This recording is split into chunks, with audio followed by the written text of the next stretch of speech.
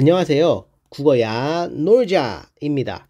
자, 오늘은 고려가요의 서경별곡이라는 작품에 대해서 공부해 볼 거예요. 그러면 시작해 볼까요? 서경이 아질가 서경이 서울이 마르는 위 두러렁성 두러렁성 다링들이. 자, 우리가 아질가 위 두러렁성 이 부분은 아질가는 여음구, 위 두러렁성은 후렴구로 의미가 해석이 되지 않기 때문에 여러분들은 생략을 해도 좋아요. 하지만 이러한 부분들이 음의 악률을 맞추기 위해 혹은 리듬감 등을 나타내기 때문에 이러한 부분들은 알고 가시면 좋을 것 같습니다. 그래서 우리가 시간을 조금 줄이기 위해 이 뒷부분만 해석을 하는 방향으로 진행을 해볼게요. 서경이 즉 평양이 서울이지만은 닭꼰대 소성경 고의 말은 새로 닦은 곳인 소성경을 사랑합니다. 자, 이 고의 말은 고에다가 사랑하다라는 뜻으로 우리 중세국어에도 나오니까 이런 부분들을 잘 알아두면 좋을 것 같아요. 여의문온 질삼배 발이시고, 즉 임과 이별을 한다면 차라리 길삼배를 버리고 괴실한데 우러곰 존니노이다. 사랑만 해주신다면 울면서 따라가겠습니다. 자, 여기서 우리가 시적 상황이 여기서 나오죠. 즉 임과 나는 이별의 상황이다 라고 볼 수가 있습니다.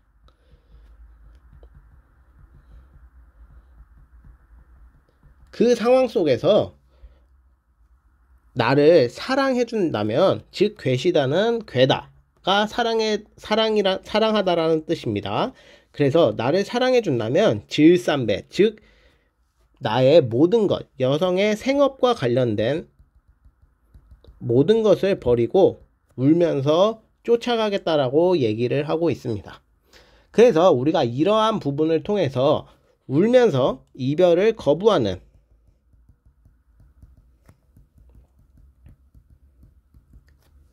여성 화자의 적극적인 태도가 보인다라고 볼 수 있습니다.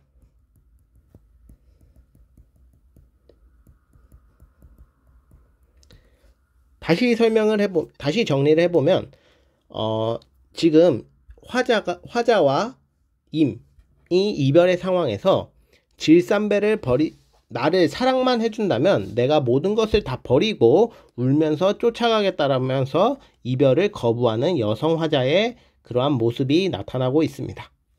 자, 다음으로 넘어가 볼게요. 구수리 아재가 구수리 바위의 디신들 위 두러렁성 다링들이.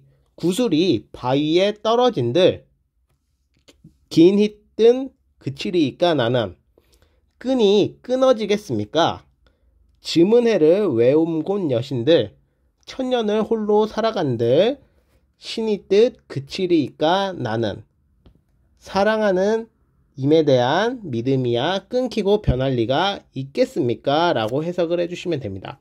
자, 이 부분은 정석가라는 작품의 6년과 굉장히 비슷합니다. 그래서 이러한 부분을 통해서 이러한 구절들이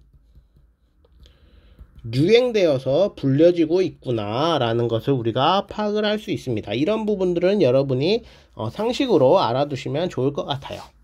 자, 그러면 19를 조금 더 한번 더 살펴볼게요. 지금 우리가 화자가 어떤 상황에 있죠? 그렇죠. 임과 내가 이별의 상황에 겪고 있어요. 그러한 부분을 고려해서 구슬이 바위에 떨어진들 끈이야 끊어지겠습니까? 즉 구슬과 끈으로 임과 나의 사랑을 비유를 하면서 빗대어 표현하면서 내가 임에 대한 화자의 신뢰가 변하지 않는다. 화자의 신뢰가 변하지 않는다.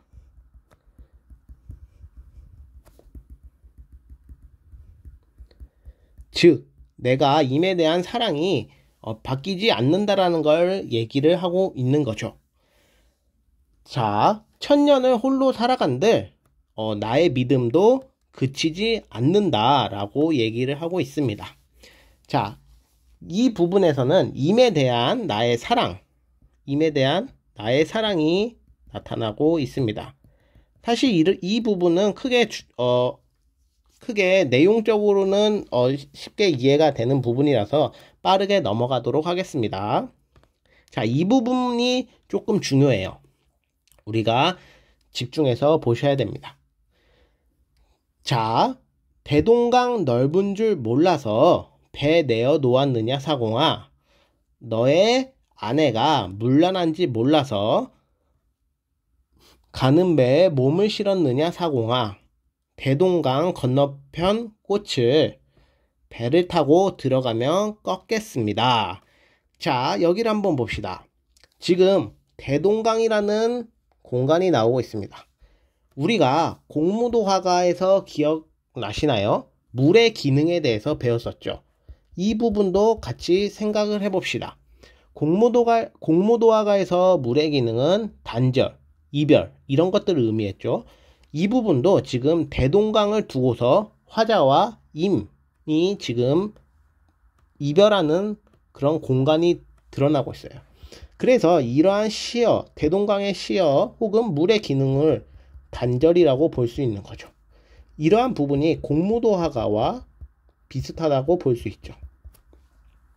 그래서 우리가 이런 부분을 공부할 때는 물의 기능, 이런 요소들을 기억을 하면서 보시면 더욱 효과적입니다. 그럼 선생님, 물의 기능에는 단절만 있나요? 그렇지 않습니다. 물의 기능에는 다양한 요소가 있는데 이렇게 특징적인 것을 한번 살펴본 거예요. 그러면 우리가 한번 심화적인 부분으로 들어가서 심청가를 한번 살펴볼까요? 심청전. 여러분, 많이들 심청전 아시죠? 심청이가 어디에 빠지죠? 그렇죠. 심청이는 인당수라는 공간에 빠집니다.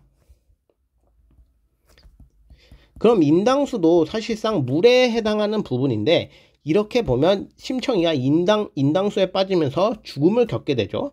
그래서 이러한 부분들은 단절이라고 볼 수가 있어요. 하지만 심청전을 쭉 읽어본 친구들은 이 인당수에서 심청이가 부활을 하게 되죠. 그래서 이러한 부분을 또 재생, 부활의 기능이 있다라고도 설명이 가능해요. 그러면 이 인당수라는 물의 기능이 단절이기도 했지만 재생, 부활 이렇게도 설명이 가능한 거죠. 그러면 이러한 부분들을 우리가 문제, 보기 형식으로 나왔을 때 물의 기능에 대한 설명으로 쭉 나왔을 때 이러한 부분들을 체크를 할 수 있어야 되죠. 이러한 부분을 체크하기 위해서는 우리가 시적 상황과 정서 이런 것들을 잘 파악을 해 두셔야 됩니다. 아시겠죠? 자, 그래서 우리가 제일 중요한 거는 이 물의 기능이 단절만 있는 것이 아니라 이렇게 여러 가지 요소가 있으니까 물의 기능을 암기한다기보다는 이러한 문제가 나왔을 때 어떻게 푸는 방식에 대해서 고민하고 공부를 하시면 더욱 효과적이겠죠. 자, 그러면 다음 행으로 넘어가 봅시다. 대동강이 넓은 줄 몰라서 배 내어 놓았느냐 사공아. 사공이라는 또 새로운 청자가 나와요. 제3자라고 볼 수가 있는 거죠. 자, 이 부분을 한번 봅시다. 너 가시 넘난디 몰라서, 너의 아내가 물란한지 몰라서 가는 배에 몸을 실었느냐 사공아 라고 또 나옵니다. 그러면 지금 이 화자는 사공에게 원망을 하고 있는 거죠. 그 뒤를, 왜냐하면 대동강이 넓은 줄 몰라서 배를 내어놓냐 사공아 하면서 이미 결국에는 사공이 내놓은 배를 타고 임과 내가 헤어지는 상황이 나타났기 때문입니다.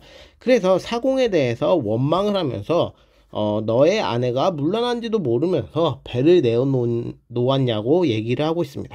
자, 그러면 우리가 여기서 이 사공이라는 사람은 정말 이 화자와 이미 이별하는 상황에서 도움을 주기 위해서 나타난 게 아니죠. 사실상 이 사람은 그냥 아무것도 모르는 사람으로서 그냥 애꿎게 이 화자에게 원망의 소리를 듣습니다.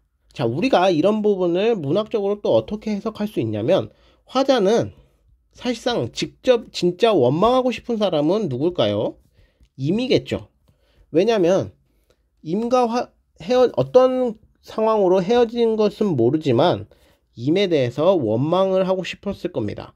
하지만 그러지 못하고 애꿎은 제3자인 사공에게 원망의 정서를 드러내면서 결국에는 임에 대한 원망도 간접적으로 드러났다라고 볼 수가 있는 거겠죠.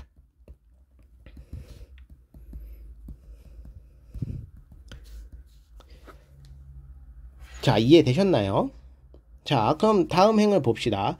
대동강 건너편 꽃을 배를 타고 들어가면 꺾겠습니다. 자, 여기서 대동강 건너편 꽃이라는 것은 즉 새로운 연인이라는 의미를 지닙니다.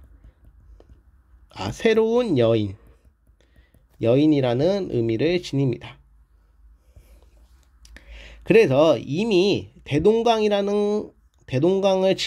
타고 대동강을 지나면 이 꽃을 배 타고 들어가면 꺾겠습니다. 즉 새로운 여인과 사랑을 나눌 것이라는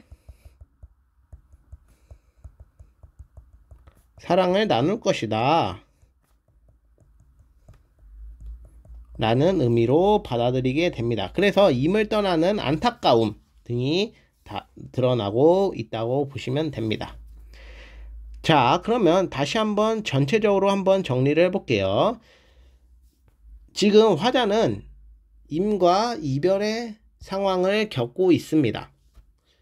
그러한 상황 속에서 나의 모든 것을 버리면서 이별을 거부하는 여성의 적극적인 태도가 드러나고 있고, 이 부분은 정석과 육령과 비슷한 것으로 그 당시에 이러한 구절들이 즉 구전되었다라고 볼 수도 있고, 즉 임에 대한 나의 사랑이 드러나는 부분입니다.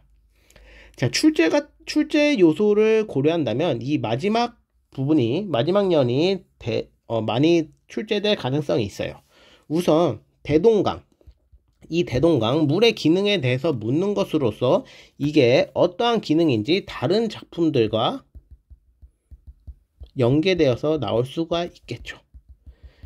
이 과정 속에서 앞서 설명했듯이 단절뿐만 아니라 다양한 재생, 창조 등의 기능이 있겠죠. 물론 화합도 있습니다. 이러한 기능들은 다양하게 있으니까 만약에 보기 문제가 나오면 여러분들이 보기를 잘 고려해서 푸시면 됩니다. 자, 그 다음에 두 번째로 중요한 것은 이 사공이죠. 청자로서 제3자에 해당합니다. 그래서 이 제3자인 사공이 화자가 원망하는 대상으로 나오는데, 실제적으로는 임을 원망하는데 그럴 수 없으니까 사공이라는 존재를 새롭게 불러들여서 간접적으로 임에 대한 원망이 드러내고 있습니다. 자, 이러한 기법을 사용하는 또 시조가 있습니다. 이 시조도 한번 다음 시간이나 다다음 시간에 같이 연결해서 보도록 하겠습니다. 자, 그 다음에 이 꽃이라는 새로운 연인에 대한 의미를 파악해 두시고, 배를 타고 들어가면 꺾겠습니다. 즉 새로운 연인과 사랑을 나눌 것이다 라는 것을 드러내면서 이 석양별곡이 마무리되고 있습니다. 자, 여러분 이해가 되셨나요? 그러면 여러분 천천히 여러분 스스로 한 번 더 공부해보고 해석해보는 시간을 가지면 좋을 것 같습니다. 오늘 수업 마무리하겠습니다. 이상입니다.